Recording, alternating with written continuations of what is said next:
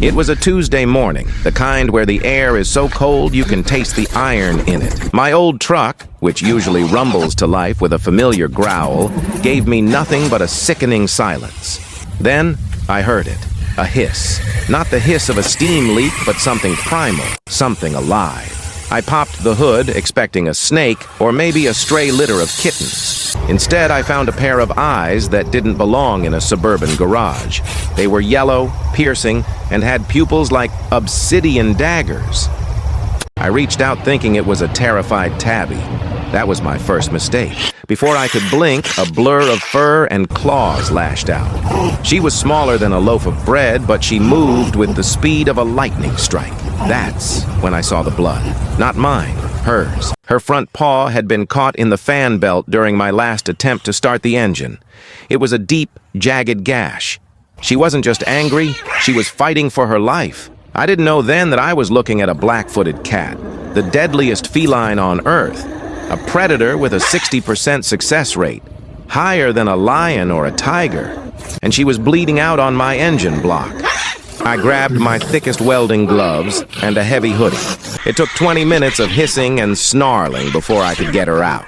She bit through the leather of the gloves twice, but once I wrapped her up and held her against my chest, something changed. The shivering stopped. The tiny, frantic heartbeat against my ribs began to slow. She was exhausted. I spent that night on the garage floor. I couldn't take her to a normal vet. They'd report an exotic animal in a heartbeat. I cleaned the wound myself, using a sewing kit and more patience than I knew I had. She watched me the whole time, her eyes never leaving my face. She didn't growl anymore. She just watched. By the third day, she had a name, Pip. I realized she wasn't going anywhere. I'd open the garage door to let her back into the wild, and she'd just sit on my workbench, staring at the woods like they were beneath her. She had chosen her kingdom, and her kingdom was my messy, oil-stained garage.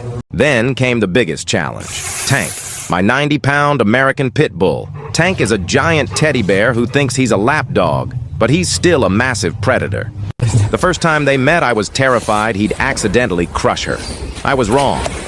Pip stood her ground, arched her tiny back, and let out a growl that sounded like a demon in a teapot. Tank, the dog who scares off mailmen, whimpered, turned around, and hid behind my legs. From that day on, Pip was the boss. Life became a strange routine. Pip claimed my top-tier metal toolbox as her throne. She'd spend hours watching me work on cars, batting at my wrenches when I dropped them, or helping me by batting bolts under the cabinets where I couldn't reach them. She refused to eat cat food. She wanted steak, and she wanted it served on the workbench. We weren't just a man and a stray. We were a crew.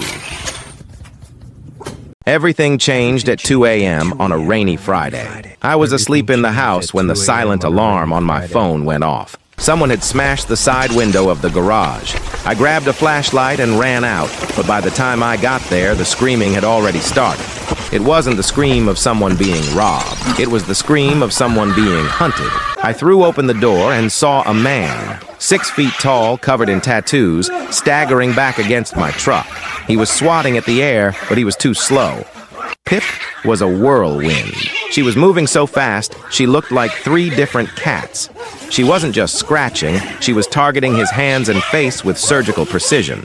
The burglar wasn't looking for my tools anymore. He was looking for an exit. He climbed onto the roof of my truck, sobbing and begging me to call the police.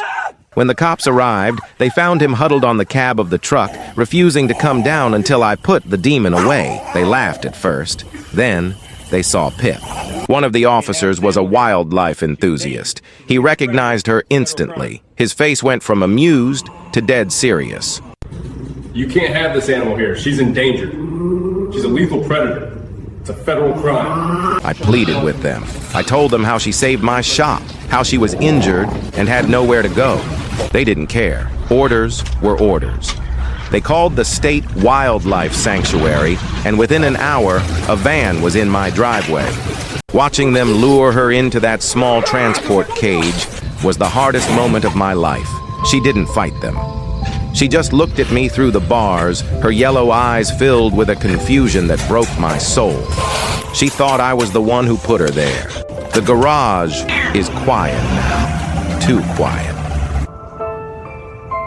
Tank still won't go near the toolbox, and I still find tiny, oily paw prints on my wrenches. She was the smallest hunter in the world, but she left a hole in my life that no giant could ever fill. Subscribe if you believe that some heroes don't belong in cages.